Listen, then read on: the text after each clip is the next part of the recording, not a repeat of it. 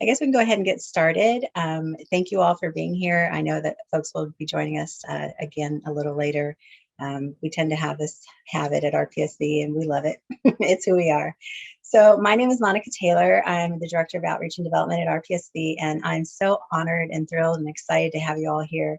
This event is one of them that really touches my heart because the people who are presenting today are people who are in recovery or have been in recovery, have experienced some amazing things and are willing to share them in word and prose. And you will leave here a different person. It is just so powerful. So thank you all for being here. Thank you for all the presenters. Thank you for everyone who's here in the back end. And just, wow, we're just so excited. So we're going to get started.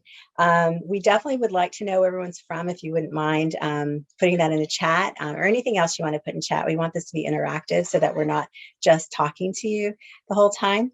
But what I'd like to do is to get started by having our CEO, well, okay, she goes by president. I always want to call her CEO. Our president, Michelle Harrell, start off the conversation by sharing a little bit about RPSV. Michelle, thank you. Thank you and welcome. Before I start, though, I want to say that people will be talking about their recovery.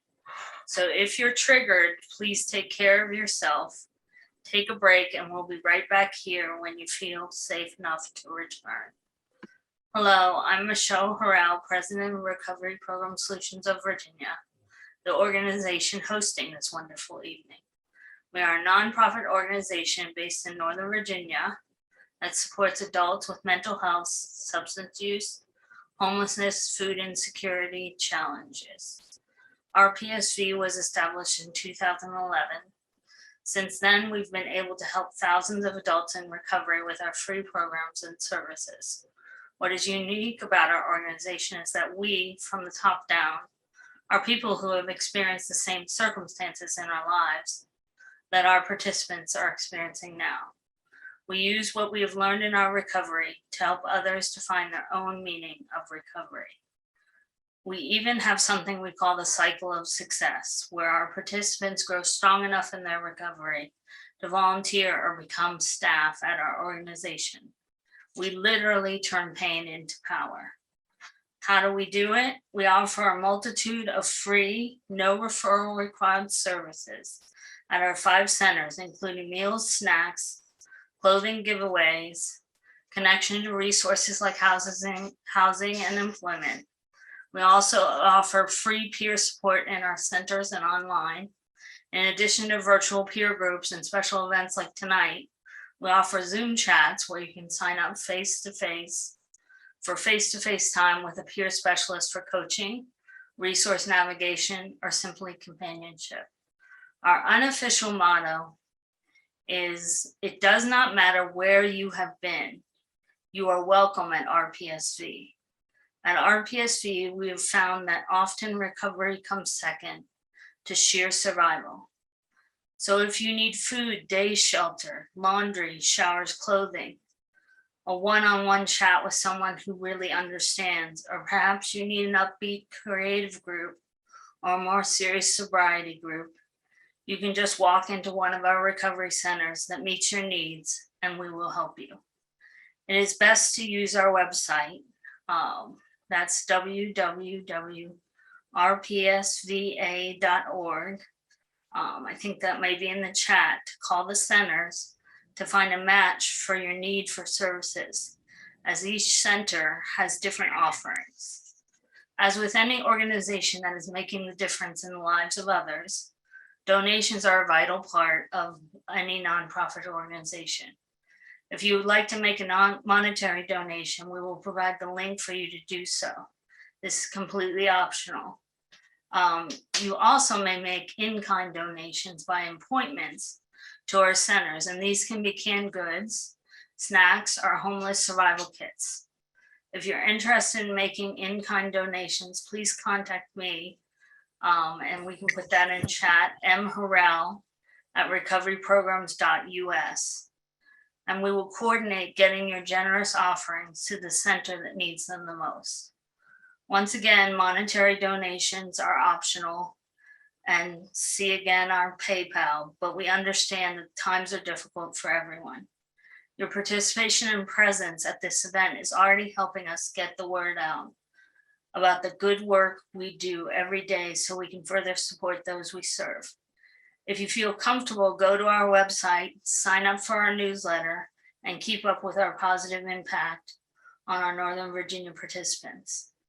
But most of all, we appreciate you greatly for just making the difference by showing up. Before we start, I would like to thank all the participants who are giving their time and sharing their amazing talent with us. A warm show of gratitude for Olivia McKay and Erin Evans, who have volunteered to help manage the Zoom room for the evening. A big thank you to Monica Taylor and Brittany Gentry for making this event a reality. Welcome again, and thanks to everyone who is joining us for the first time. Finally, we must not forget any RPSV staff or supporters in attendance for all they do to make a change in so many lives each and every day. Thank you. Awesome, Michelle. Thank you. And thank you to B, who is letting us know that they're stepping away, but thank you for being here. Michelle, that was a great explanation of what we do every day. Thank you for that. And so I want this to be the last thing that I say, because I'd like to get started. And I'd like to put poor Michelle on the spot and have her start us off with her poem, if you don't mind, Michelle. And thank you, everybody, again, for being here. Thank you, everyone. This is a poem I wrote about losing myself in the past and helping others. Since I've come to discover self-love and self-care that is the basis for coming to love oneself and accept oneself, I'm hoping this story and this poem will resonate at no matter what point of self-discovery you are in. And it is entitled Gray. Gray. In a world full of unfurled colors, capes, peacock tails, and ego trails, I am lost, feeling gray and black as newsprint. And I leave behind my dirty ink as an afterthought. I am an ordinary girl. The only thing extraordinary about me is that I'm somehow destined to piece together other people's puzzles, while scattering from my lap my own jigsaw bits in the process, leaving me unable to find them all. I search in vain under table, underfoot, only to find I cannot match the pretty picture on the box that I came in. Happiness I once knew when I was strong and unafraid, when I was purposeful and not frayed, when the mirror reflected my truth. Now I'm unrecognizable even to myself. I blend into my surroundings, camouflage cautious, a recluse, only leaving this darkened room to help others find their way. Even when they stumble, despite my steadying hand, I am gracious and I start all over at the bottom of their stairs. Though I am weary, this is the only time I don't feel lost. I am covered in other hues, be they the dangerous red or the overwhelming blue, not realizing that each color will never blend into my beloved purple, the color of the coat I long to wear. Instead, I loan them all my watercolors, knowing inside they will never be returned. So I remain gray, restless, saving everyone, saving no one. I cannot carry them any longer. I have to don my own colors, gently put them down, and make them walk. I need to find what I can be when I start to first love me. Thank you. That last part just got me really in the heart. That's beautiful. I agree. That was very powerful. Thanks, Michelle. So I'm the crier, so don't make me cry here, please. So thank you, Michelle. So after Michelle, I'm going to ask Rahul, and Rahul, if I'm saying your name wrong, please correct me, Kumar. He is from India, which I think is awesome. And it's in the middle of the night where he is. So I wanted to put him first so you can get some rest. If you need to leave us early, we understand. Thank you for being here. Thank you, Monica. Hello, everyone. First of all, I would like to thank RPSV for giving me this opportunity to read one of my poems to such a wonderful audience. The poem which I'm going to recite right now is dedicated to all the children across the world who are going through a lot, who do not have a happy childhood. Through this poem, I want to convey a message that every child deserves love and freedom for a healthy life ahead. Bad experiences of life leave long-lasting impressions and keep haunting for lifetime. Childhood is a critical stage of life where personalities take shape, as told by Frederick Douglass in 1855. It is easier to build strong children than to repair broken men. With these background information, I am going to read my poem. Its title is The Desire to Die, which deals with the feeling of depression during childhood. So here I am. So I am going to recite my poem. Its title is The Desire to Die. When I wanted to fly so high, I was thrown in a cage to cry. Now you are telling me to touch the sky, but I never learned how to fly. By leaving back the world, I wanted to run. I wanted to shine like the brilliant sun. When I was small with joy and zeal, I was chained with the hoops of steel. Blooming spring and chilling winter, dry autumn and scorching summer. I was deprived of enjoying seasons. I was in captivity inside a lonely prison. Sweetest desert bread and tea, taste bitter in absence of liberty. No pain is larger than from being in cage. This agony can't be expressed on page. Cut my throat or hang me up. Oh God, deliver me from this mishap. Let me hungry, let me sigh. Now I am tired and want to die. Greed of power and lust of wealth. I never wanted these for myself. I wanted only my handful of sky by spreading my wings where I could fly. I have now not a single desire. Put me alive on a burning fire. Cut my wings and render me crippled. Cut my wings and render me crippled. I want to disappear like a volatile ripple. I want to disappear like a volatile ripple. Thank you. Thank you so much. That was great. And thank you for losing sleep over us. We'll never forget you. Great job. Roy. Thank you. Okay, thank you. So I don't start crying. We're going to now introduce our next speaker, Anita, who is from, I think, in Tennessee. And Anita has some really powerful words to share as well. Thank you. So I go by Ade, and I just wanted to double check and make sure that the sound was good. I was trying to decide about this piece, if I was going to sing or not. So, okay, good. So I will go ahead and share this piece. I was going to do a piece called The Appetite of My Affliction, but I'm going to actually do a piece called What Shall I Do?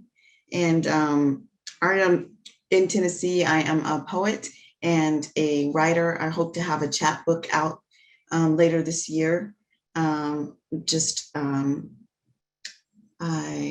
don't have an immediate way to contact me, so I'll put. I have an Instagram, so I will drop that in there, and feel free to reach out that way. And this piece is just called "What Shall I Do?" and it's really about when we're either going through some emotional stress or if we're dealing with an addiction of some kind and get to that bottom place and we're looking for that higher power. And that is kind of what this is speaking to. So it's kind of getting to the bottom. Let me get to the bottom. It's called What Shall I Do? What shall I do when shadows come instead of morning dew? What shall I do? My body fails, the pain is through and through. Lord, what shall I?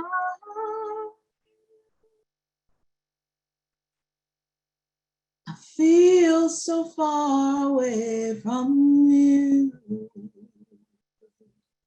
crushed broken and afraid after all the fights, anger, and tears have betrayed. I question the reasons I was even made, surrounded by walking mass silhouettes, hiding, waiting for me to be played, to trip, slip up, and expose my weakened face. I believed the cloth of hope would always be laid over me, pulling me tight, guiding my way. Joy was to come in the morning, but you did not say what day. And I lay prostrate, parched, weighed down by the days, hours, months, years I've been in wait, seeking a change. I've made mistakes, like a dog chasing a bone in a reflected lake. I've tossed my jewels away, only to discover that that shining treat was an illusion anyway. I have crumbled when covered in filth, doors slammed shut in my face, and yet you say, I am planted in weeds, but I will blossom as royalty, that the kingdom is mine if I just believe. I was born from the magic and mystery of a creator that creates blades of grass and mountain peaks, a powerful hand that builds systems to feed every creature and growing thing, lifts a ball of fire into the sky each morning, a cool blue marble in purple black nights that hovers over, shedding light on each journey. Your eye on every human, animal, plant, even the humble clover you see. You promised I would not be moved, just like the sturdy oak tree, and I would dance in the rippling sunlight on your rivers and streams. A child of the King will have all these things. Yet I smell the stench of human depravity, wallow in the stagnant air of arrogant ignorance, endure the mockery and shame, watch the radiant fire you infused in me flicker, losing its flame. I struggle to stand upright in the battle for my life. My spirit yearns to take flight and leave it all behind. I watch my tortured body hanging, unable to breathe. I cry out to you time and time again, only to hear faint whispers in the wind. Hold on, beloved, this too will end. You will rise above, break free. Yet it feels like stabbing fire, burning every inch of my skin, and I am left stripped, unable to move, pleading a word with you, my body, my mind, my soul unglued.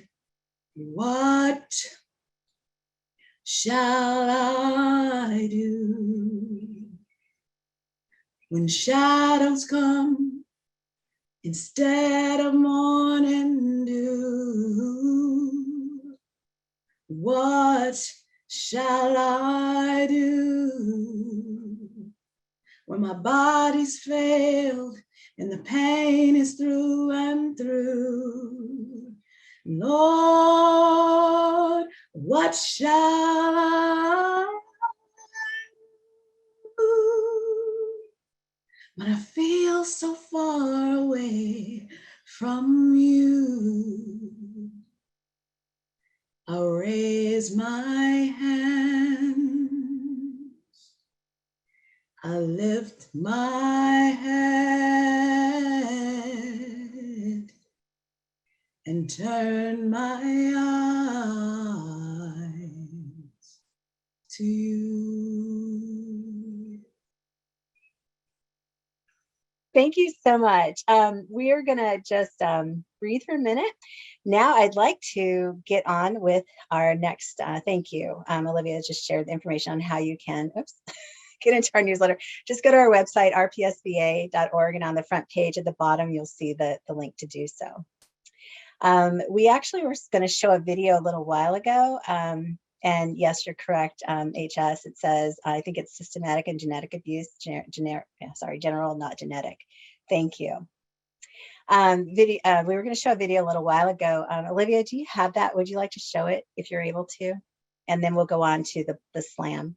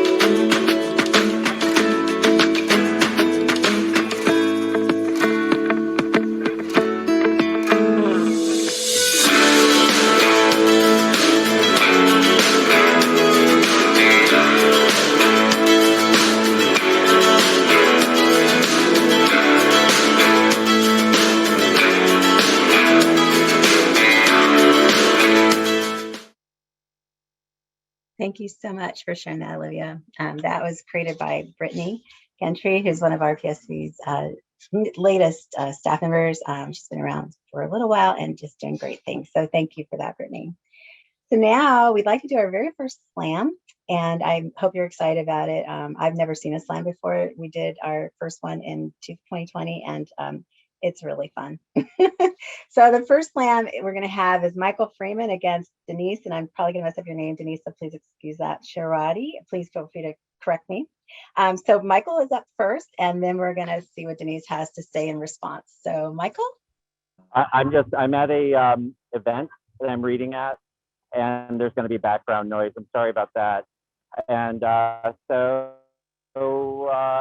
wanted to say my piece is very much about recovery, and it's quite an extensive piece of poetry and a play.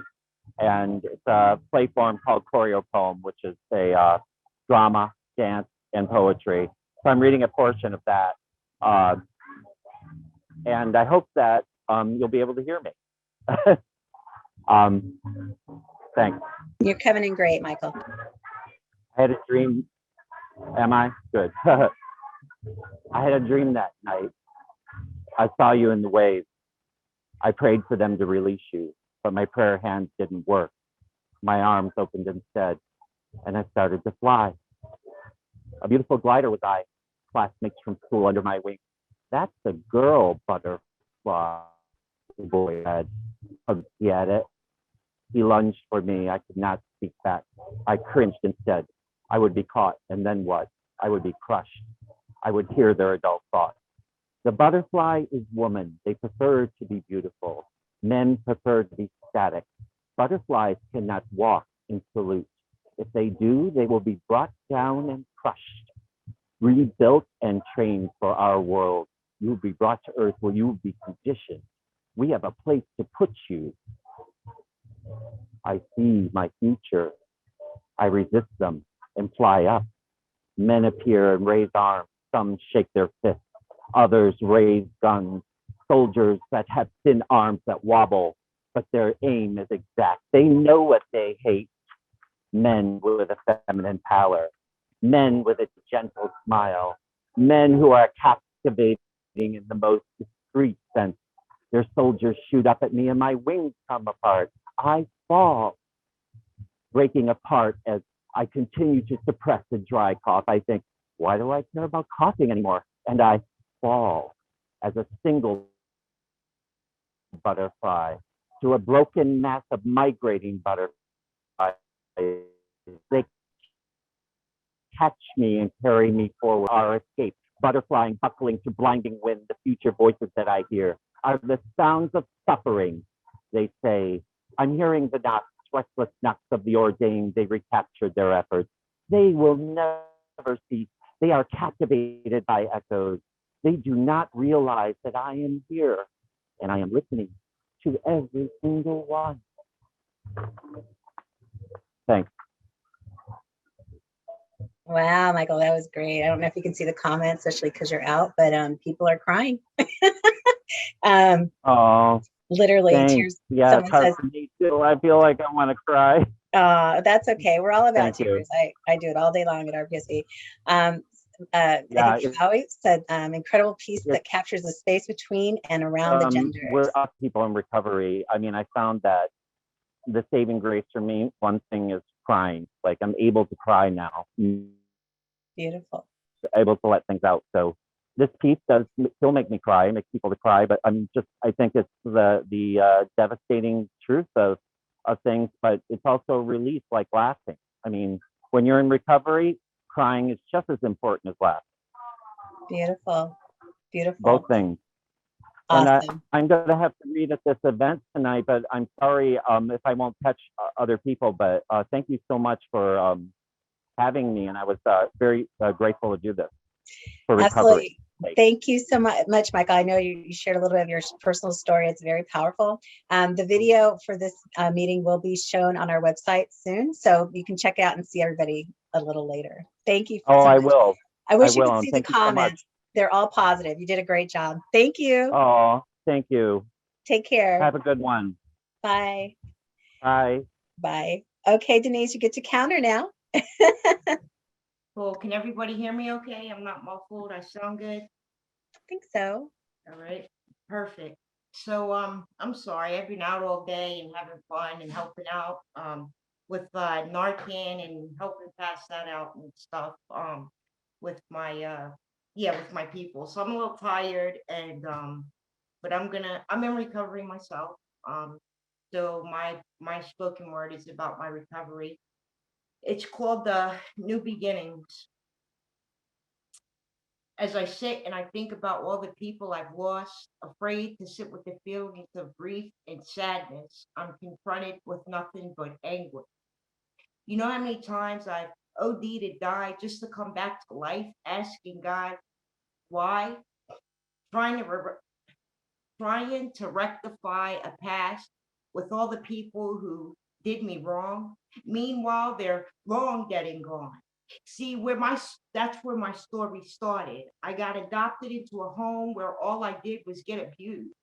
See, I was already born addicted to heroin the day I came out of my mother's womb. Growing up, I was cold-hearted. I had no remorse for the brokenhearted.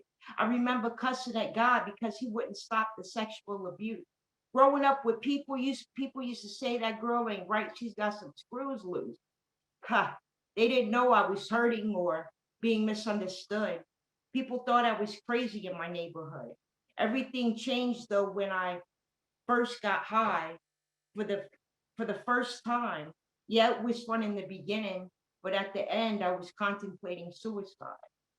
Playing Russian roulette, sticking dirty needles in my arm. See, all I wanted was for the pain to stop. I wanted to be heard and believed. I didn't know it wasn't my fault until I found out addiction is not a disease. See, I fight with my demons every day, trying not to take the easiest, softer way. My demons know what I like, so they're always trying to come out and play. But everywhere I go now, I'm constantly reminded of all my loved ones I've lost along the way. See, all they wanted was for the pain to stop. They wanted someone to say, I believe you, I've been there too, and you're gonna be okay. See, I try to live my life without just existing, but some days I do take the path of least resistance. Telling God, nah, I got this today. I don't need your assistance. I'm trying to let go and let God lead me to new beginnings. My heart breaks for the ones I've lost in this journey, but I still find myself taking this life for granted. Nobody wakes up and says, I'm going to be an addict today. There's plenty of times I've lost my way and was mad at God. Wait, okay. There's plenty of times I've lost my way and looked for God in a syringe, not even caring if I woke up the next day. I'm going to tell you that you ain't got to live that way. I wake up in the morning thanking God for another day. I got morals and standards that I got to live up to. I can hear my loved ones up in heaven whispering in my ear, Denise, we're rooting for you. I can hear them all in sync whispering, thank you. Wow. Denise, that was All right. powerful. Sorry, I'm the crier. I shouldn't do this because I'm the crier. That was amazing. Really amazing. Thank you so much. I'm sure you're seeing the chat comments, but wow, you take, yeah, I agree. The vulnerability part of it is just powerful. Great, great job. All right. Well, I was going to try to get through this event without crying, but thanks, Denise. No, it was very powerful. And I love how you did it with your New York accent. That was perfect. So thank you for that. So I hope you all just are as blown away as I'm sure you are. People are saying things like thank you and also about your candor. The one thing I love about people in recovery is that they share those things that most people wouldn't dare share. And that is beautiful because as Michael just got finished saying, you know, you have to cry, you have to look at it and go through it. And this beautiful message, loving the striving. So good for you. Awesome. All right. Well, now I'm going to go back to some performers who get to follow up after Denise. So here we go. So we're going to start then with Joshua. Is Joshua here? Yes. Hello. Good evening. Can you hear me okay? Yes. How are you? Excellent. How are you? Great. Thank you. Nice to see you again. Nice to see you as well. Thank you. All right, we all set? Yes, sir. Awesome. Okay, good evening, everyone. My name is Joshua Robert. I'm a slam poet from New York City, and this is a poem about personal growth, about finding the motivation you need to flip the script and create the life that you want. This is my personal story of resolutions and revolutions. It's called Electrify the Mundane. New year, new dreams, new hopes, new ambition. And annual repetition comes with the supposition that the result will always be the same. Insane. I don't want to spend my year living in fear, cowering in a corner or curled up in the fetal position. I want to be the bringer of change, a harbinger of better things to come. Through passion and pleasure, battling past sadness and pain, I want to electrify the mundane. It's time to push boundaries and disrupt, to take purposeful, powerful, unwavering strides down the road less traveled, embracing risk till I trip and fall face first into pay dirt. Like Polonius said to Laertes, be true to thyself, and to thine own self be true. Bill Shakespeare isn't here, but I am, and though at first it might feel strange, it may very well be time for change. Time to mix things up like a Tom Seaver change-up. Time to mesmerize like Copperfield and devise a new strategy to illustrate my analogy. To authorize the temptations to harmonize, Sting to synchronize, Queen to rhapsodize, Biggie to hypnotize, and Walter White to catalyze new chemistry. Time for me to break bad and inject new intensity into my verbal calligraphy, writing a new chapter about new victory in the new year. Because I think, and therefore I am, so I can philosophize about how I will metamorphosize. And if I need to ruffle some feathers along the way in order to realize the potential that I always knew, to recognize my genesis from chrysalis and rise up like a phoenix, to bookmark this evolution and move past my pain, to electrify the mundane with so many watts that my metaphors make you say, what? Because it's 2022, and the only variant I want to hear about is what I can do that's different and new. Any new strain I bring about is from my own effort to sidestep these chains, to lose these damn shackles that were keeping me down, to break myself free from the straining steel, to stand up and stand out in a kaleidoscopic human zoo. I don't want to steep in this humanary stew, where temperatures rise, frustration boils, and anxiety spills over the side like a wave from the tide. I want to be my own American Revolution, the Paul Revere of my personal war against hesitation and fear, to have my words mightily modify perspectives, form new ways to think, and create poetry that takes the mundane and makes it extraordinary. From humdrum normal workaday complacency to intensified, mesmerizing, supernatural enormity, the genius of my poetry lies in its singular ability to harness a creative energy that can flip your script, spark an evolution, innovate a solution, infuse inspiration, catalyze a seismic change, and electrify the mundane. Thank you. Oh my gosh. Wow, that was amazing. That just incredible. I'm at a loss for words. That's wow. So we are again just some quick reminders that you can donate if you like at our on our website. You can also donate at our centers if you would like. We're currently doing a canned vegetable drive, so we can provide fresh vegetables for the folks that we serve. Well, fresh from a can. So feel free if you're interested. So we're going to show a quick video. It's a little old, but it still resonates, and it's about how to take care of yourself. Because as Michelle said earlier, it's about taking care of yourself. So Olivia, thank you.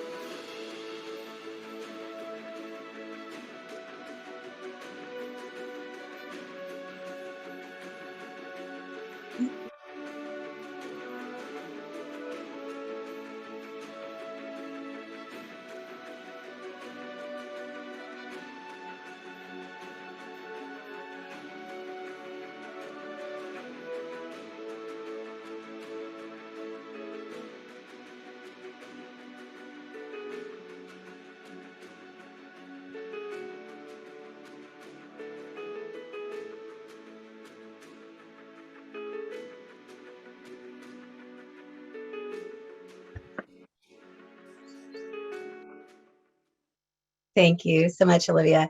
So we have Audrey Lowry and Brian Coles up. I'm hoping that both of them, I see Audrey. Okay. And then Brian, are you here? I think I saw you earlier. I'm going through, I think Brian's here. We'll figure it out if he's not, but go ahead, Audrey. Thank you for being here. Thank you, guys. Can everybody hear me? Yes, ma'am. First, I want to say that this is a big milestone for me because for the public Yes, speaking I am aspect. here. I'm here. And just I've been, encouraged by a lot of my friends. I'm an avid journaler, and I've just been encouraged to maybe, do something with my words that I have written down. And so this is a huge thing for me. So thank you for having me, number one, and the opportunity. Absolutely. We're thrilled to have you. Can't wait to hear what you have to say. And I normally do not title my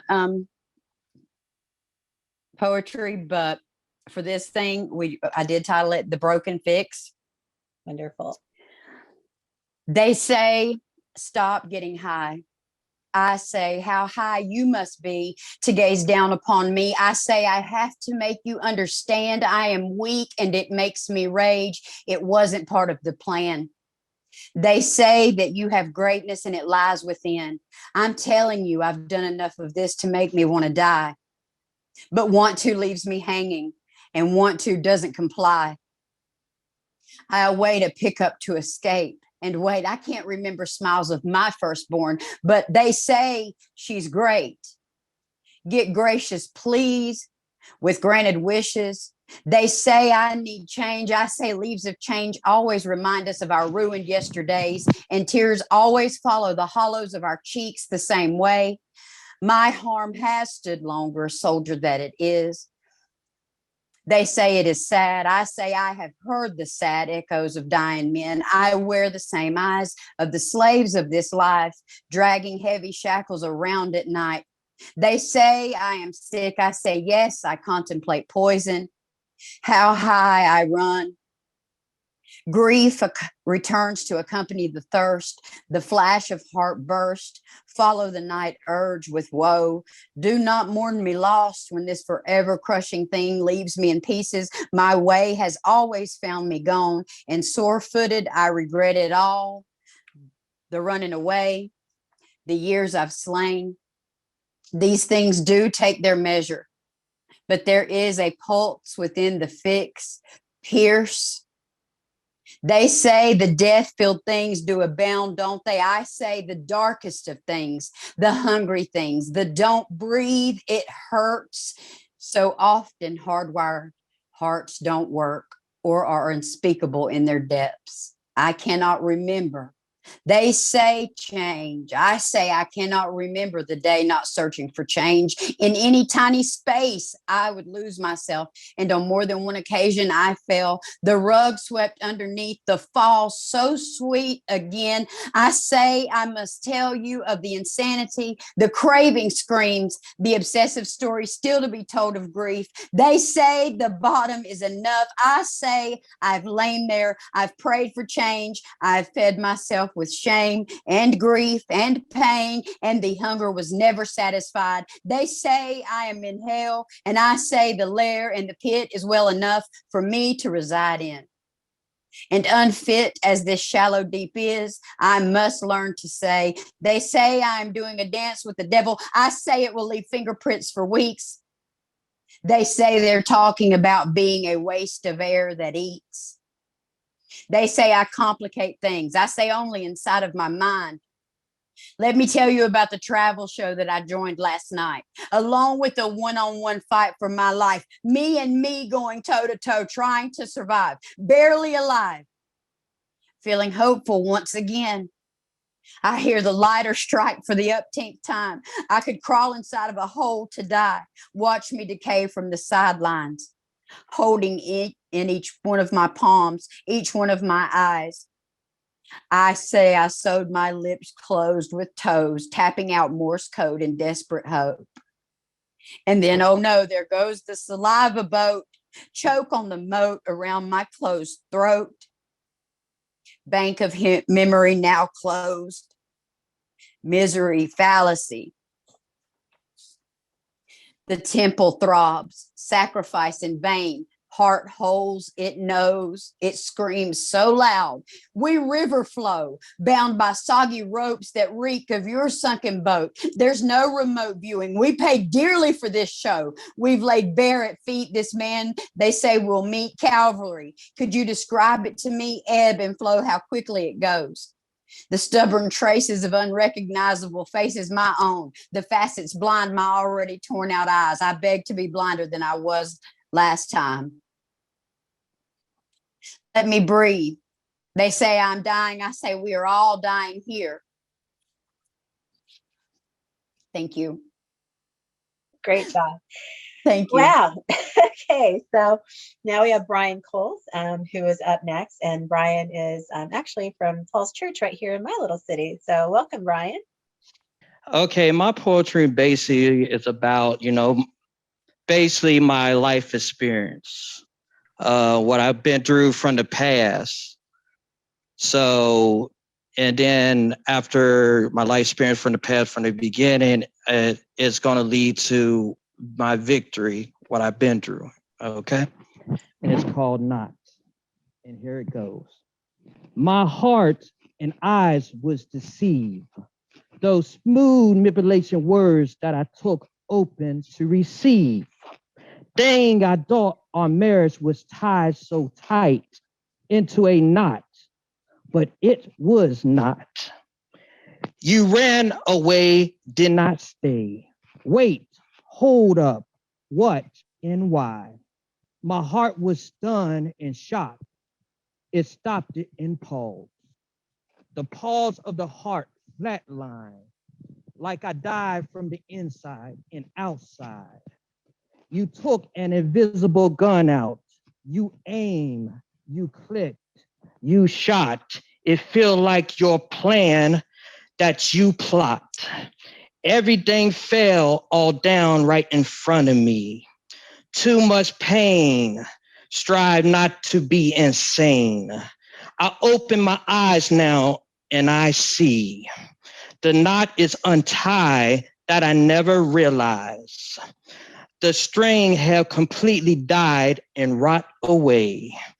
It flowed past me, drift completely away, thinking things was going to stay and remain the same.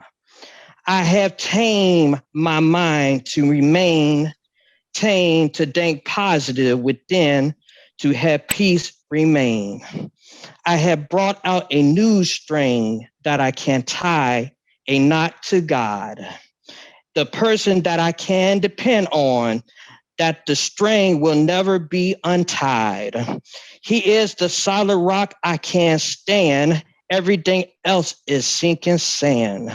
I have to remain knotted in Jesus, never be loose and unloose, but be knotted and knotted with him, knotted in a knot. That's it. Wow. That Thank you. was phenomenal. Okay, wonderful. Now I think we should go back and do some more poems. So because we have some extra time, Howie has from the audience has said that they would like to share. So Howie, I have 3 people ahead of you, and then we're going to have you go up, just so you know. And so it looks like Anita has another poem. I'm sorry, calling her Anita a day is what she goes by. Wants to do another poem, and we welcome that. And then we have Gary, and then after Gary will be Julia. So a day. I'll go ahead and then do the appetite one, since we've been talking about recovery. And this has to do with food addiction. I have been in recovery from food addiction for many, many, many, many years. And this piece is called The Appetite of My Affliction. It's kind of a bummer piece, but I'll just share it. So it's The Appetite of My Affliction. Dark desire dominates me. hangs on me like a hooded cape wrapping around my days, each hour a toxic haze filled with spinning tales to get a taste. What time of night should I make the drive? Who will I need to tell a lie? Where will I go to sneak and hide? Attempts to make it all well just build bigger jails.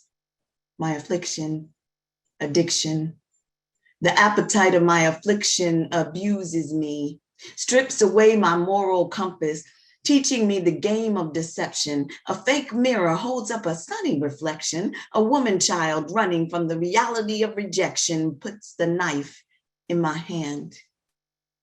The appetite of my affliction destroys me, forcing me to cut the final piece of cake. The sugary binge of cocaine phase pushes me into the comatose state, blissfully muted blue skies.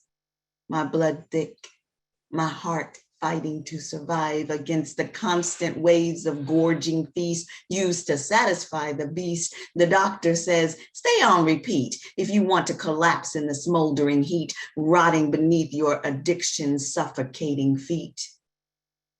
The appetite of my affliction stampedes me.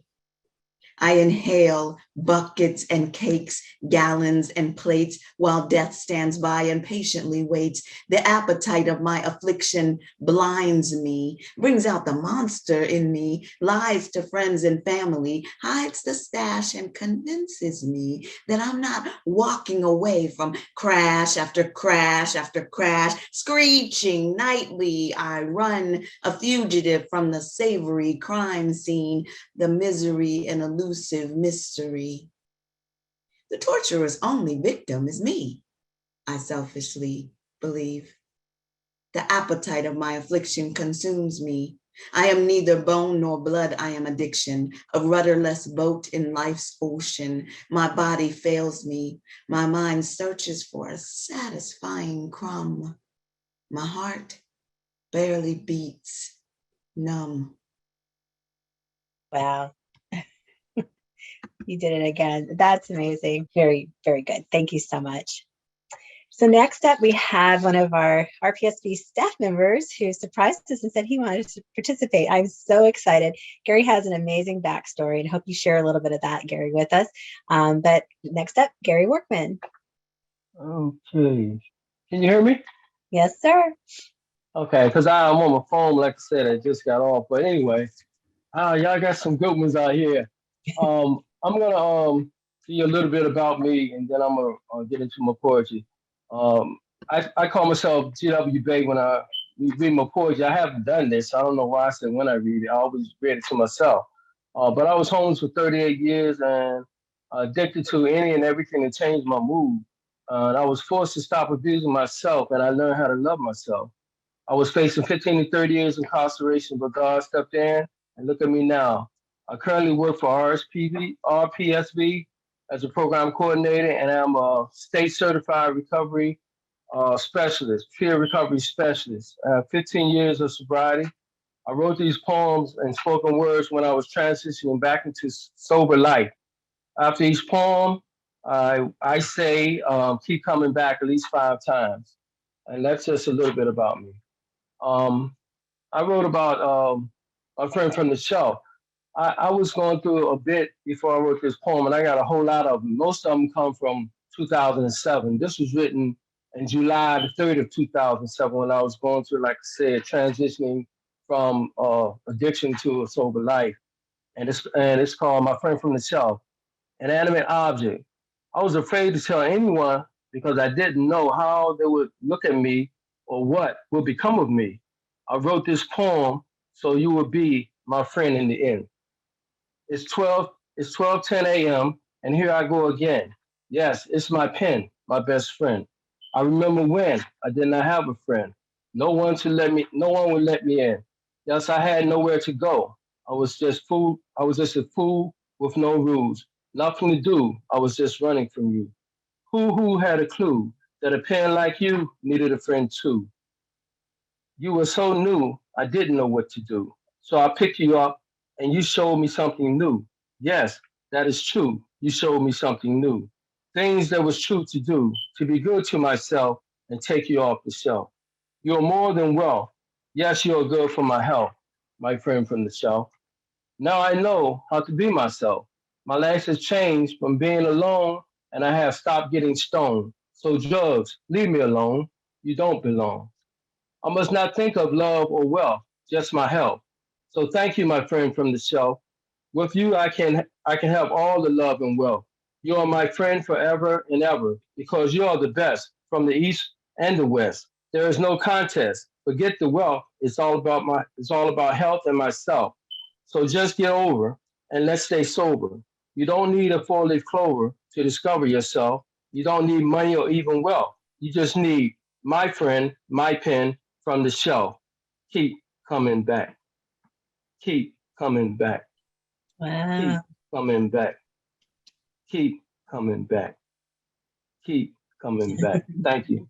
Peace. Wow. That was fabulous. What a testimony you are. Wow. Yeah. You guys just keep leaving me speechless. I mean, did anybody else have any thoughts? Feel free to take yourself off mute if you'd like and say stuff. There's a small enough crowd here that it's good if you guys want to do that. I know Brittany said that you were amazing. I am speechless. Astounding turnaround. So impressive what has happened in your life. And I know there's a lot of hard work behind that. Thanks, Kathy. Wow. I'm just speechless. You guys, that was amazing. Well, thank you, Gary, and thanks for being here. We're so excited to have had you share your story. I was really looking forward to it. I love that the pen was the way out for you and that you did this right in the throes of all your changes. So good for you. So next we have Julia Prentice. Hi, Julia. Hi there. Welcome. Hello. Welcome. Thank you for being here. Thank you. So I just wanted to say that my journey has been long, over 20 years of challenges with my mental health, my mood. And so I think around the year 2006, I had been writing very dark words up until that point, and it started to change, and I also started to share them. So that was something that really made a difference for me to share. So thank you very much for letting me share. And this is my poem. It's called Brink of Life. If I could just escape somewhere, run through any open door, wouldn't be so shaken up, in danger anymore of standing in the spotlight, trapped, of feeling on display, that feeling of exposure that leads to deep dismay. My life spread out for all of you to see and judge it solely as bad or good, black or white, as profane or as holy. But who I am is much, much more than anyone can see unless they step inside my shoes, feel how it is to be the me that I've found lately, one who's so very proud, one who feels the feelings now, all of them aloud. And all the dreams and hopes I have amount to so much more than only just existing, grabbing life by its own horns, live fully for today and for tomorrow, and demand to let go of the past at last. Then I can proudly stand at the brink of life and then dive in. Hopelessness is left behind. I'll strongly swim away into the future that is mine. That was phenomenal. Thank you, Julie. Oh, Dean. Okay, thank you. Perfect. All right, Dean, thank you. Talk about perfect timing. So am I reading now or is Yes, sir. Yeah, we had someone who was supposed to perform, but they left. So if you wouldn't mind, if you're prepared, otherwise we can come back to you if you prefer. No, it's fine. Okay, super. Okay.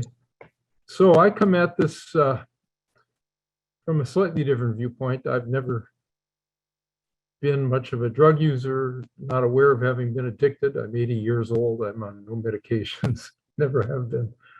But I have been a counselor and have gotten people off of them. And I've done a lot of research on the mental health system. And I'm mainly a sarcastic satirist in this poem because I'll just read this one poem and then we'll see. This is called The Children Are Teaching Each Other. The children are shooting each other. Counsel them, test them as infants, ferret out their violent impulses, treat them, fix them. The children are shooting each other.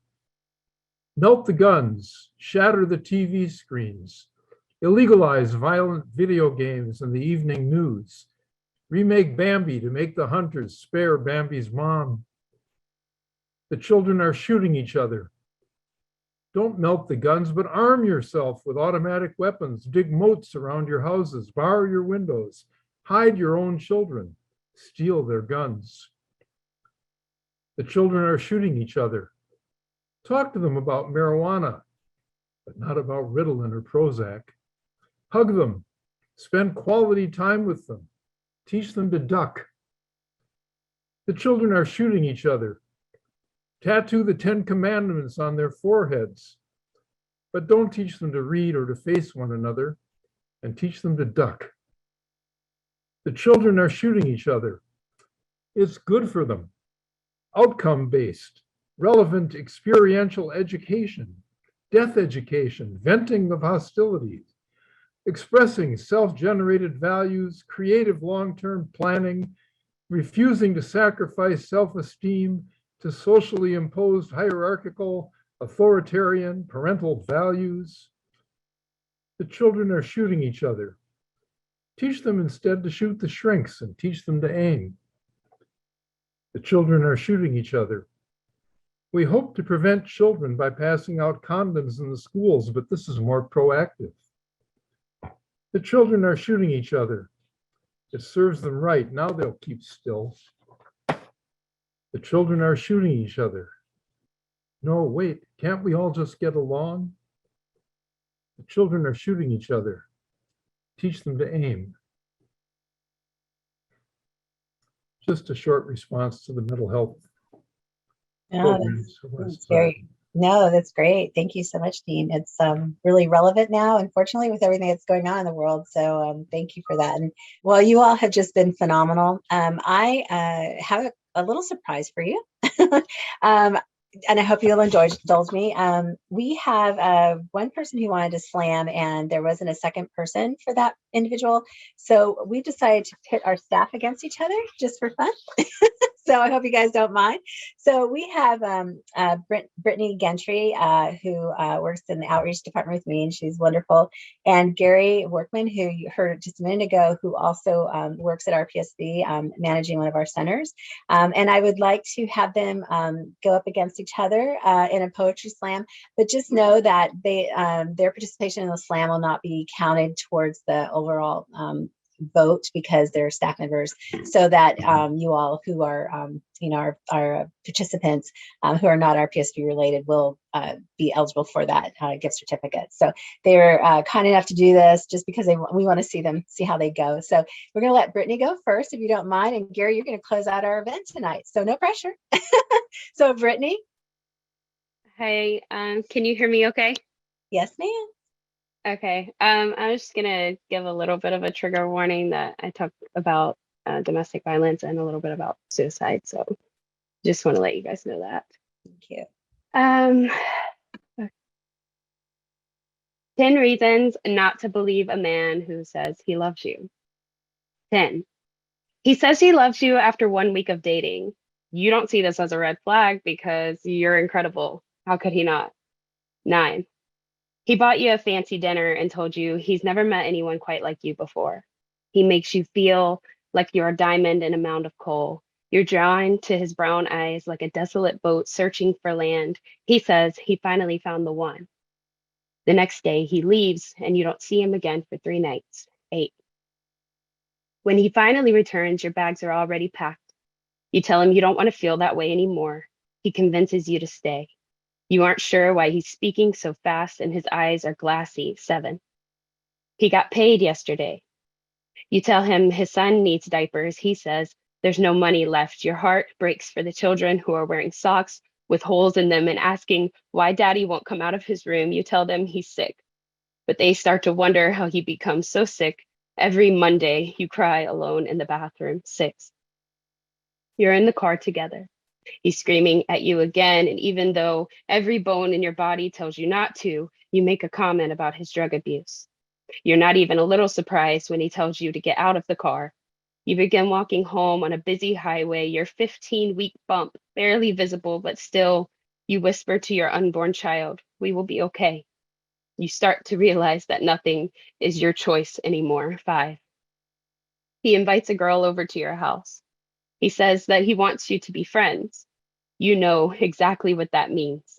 You aren't allowed to have friends. Your own mother has to call while he is at work or asleep. You wonder why this girl doesn't see what he's doing to you. You wonder why no one does. 4.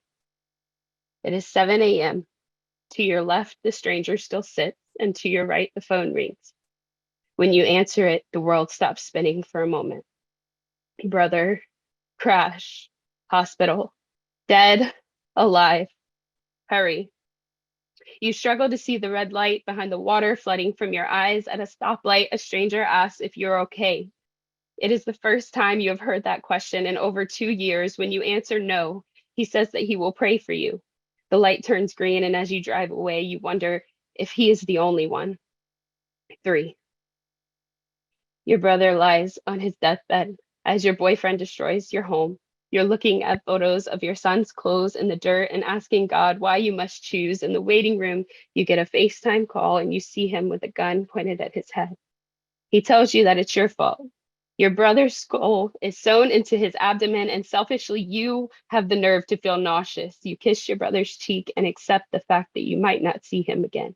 At home, you apologize once again for simply existing. You cry in the closet with a blade on your arm. You scream at him to go away, but he only gets closer. You try to get away from the noise. You try to get away from yourself. You try to get away from it all, too. When someone takes a part of your body without asking, you never get it back. One thing no one tells you when you escape your abuser is that you're never really free of them. Sometimes you see them in your mind when you hear a loud noise. Sometimes you see them in nightmares, begging you to do things you said you'd never do. And sometimes you see them every other Saturday, holding your children in their arms. Thank you. You know, I'm crying over here. That was beautiful, Brittany. And I know it's based on a true story, and I'm sorry that that happened to you. But you're so strong and so brave. So thank you. All right, Gary, you get to end this wonderful thing here. I'm Wow. sorry. I know that you get that great Well, joy. wow. It's a few I wanted to read, but after that I'm like, okay, maybe I'll pick it up a step. So I'm gonna do one that I think is kind of fun. So it's called Follow Me Now. I wrote this in August the 3rd, 2007. Most of my poems was written I wrote them at night. This was like at 1:33 a.m. and I was transitioning, like I said, from being addiction to sobriety. So I'm gonna just try to read this one. I just want to pick up the pace because that was something, you know. It's called Follow Me Now. It's Follow Me Now. I'm just a little child, so sit a while so I can make you smile. Sing and play. I'm starting my life over again today. Just like a child, I can make you smile. With new toys and new friends, I must begin my life all over again. It's nice to have a chance to live without taking a drink or a drug. I can sleep on my rug. Watch me unplug those negative bugs that held me back. I don't have to live like that, and that's a fact. I'm in recovery now, and there's no looking back. I don't have to smoke crack or go back to those people, places, or things that broke me down. Pain. It's just like a spring So let me play and sing and do all those things that childhood bring. Bing, pow, wow. Let me show you how. Just follow me now. Keep coming back. Keep coming back. Keep coming back. Keep coming back. And thank y'all for letting me share. Have a nice day. That was great. Thank you, Gary, for helping bring us up again. So again, you guys, this is the word win isn't really appropriate because everyone wins. These have all just been very powerful. This is really just an opportunity to identify maybe the poem that really hit you in the heart the most. That's kind of the term that I use. But I know that we all appreciate everybody who's here. And this is really a hard decision to make. So thank you and everyone who participated. Again, this isn't a litmus test. This isn't who's better than who. It's just the one that really touched each other's hearts. So thank you. We have another thing that we'd like to do, and this is a surprise for the audience. So we at RPSV love this thing called a Wheel of Names. It's kind of like the Wheel of Fortune. So Olivia is so good at this. So on this wheel is everybody who is here, who stayed with us to the end, all of the names, minus the performers. And so we're going to spin it officially, and then whoever it lands on will get a $25 gift certificate just because. Thanks, Olivia. So the person who wrote me, I'm not sure who it was. I apologize. And I don't want to say the wrong person, but someone said that they had like a little short poem or something they'd like to share. If you'd like to do that, otherwise we will wrap up our event. This is called Shattering for the Saviors. Our voices are not the same, nor the shoes on our feet, on the ground which we wander through spans of time and space. But our hearts are kin, beating in time with the humanity that is for you, me, we. It makes sense you're scared of letting the spotlight land on you, dreading something sinister, poised to spring forth from the shadows. Are you as stuffed with doubt and worry as I? Like a suitcase overfilled with too many things that have no business going on this trip anyhow. Just as the suitcase groans under the weight of sitting, bouncing, forcing the damned thing to close, mutter the secrets, shoved in the dark corners of moments past. If the zipper closes, will it hold? If the sinisters stay buried, can we speak and act bold? A tisket, a tasket, let the skeletons out of the basket, become the intersection between the secrets and the truth. We stood with our shoulders and souls touching, tired of molding and being molded into someone else's idea of acceptable. I saw you, I felt your reluctance. You wanted to run. Instead, you bravely planted your bare feet in the fertile ground of your truth. We threw our bravery at the glass ceiling and watched it shatter, raining down on our heads, all the constructs handed to us without invitation or permission. We held hands and held strong to the freedom of being unabashedly ourselves in the face of othering. Washing over us with fury the arrival of abandon for their reasons and rants as we honor the battle cries of the Savior, Spirit set free. Thank you so much for reading that, Olivia. So with that, I personally want to say thank you so much again. Again, my name is Monica, and Brittany, I thank you so much for all your work, and Olivia as well. You guys have been amazing. This has been such a beautiful thing. I hope we can do it again soon. It's just awe-inspiring. So with that, I'm going to ask Michelle again, the president of RPSV, to just take us home. And thank you again, everybody. It's a pleasure working with all of you.